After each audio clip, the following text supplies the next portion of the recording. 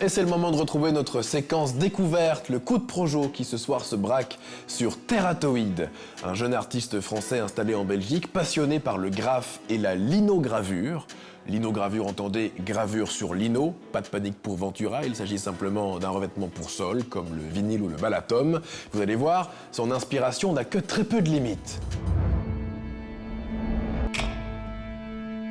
J'ai fait des études d'art appliqué en France. Et une fois que j'ai fini ces études, je suis parti dans l'univers du design industriel.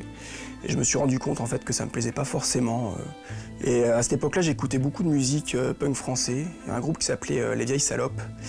Et en fait, leur credo, c'était si tu veux du merchandising, si tu veux un t-shirt du groupe, bah, tu prends un marqueur, puis tu le fais toi-même. Et ça m'a beaucoup plu, cette idée de do it yourself, de faire les choses par soi-même. Et j'ai une copine qui m'a fait découvrir la technique de la linogravure. J'ai beaucoup aimé. Ce que j'aime bien avec la linogravure, c'est qu'on peut faire de la petite série. Et donc ça permet à chacun d'avoir quelque chose d'original. Peut-être pas une pièce unique, mais quelque chose qui est fait en très petite série, que tout le monde n'aura pas. Très tôt, en fait, quand j'étais ado, un peu comme beaucoup d'ados de la génération des années 80, j'étais un peu passionné par le Japon. Donc tout ce qui était monstres, kaiju, toute la mythologie des yokai japonais, etc. Et du coup, je suis parti dans le délire des monstres. C'est pour ça que mon nom, c'est Terratoid. Terrato, en grec, ça veut dire monstre. Oïd, c'est qui a l'apparence de. Donc c'est toujours des petits monstres que je fais.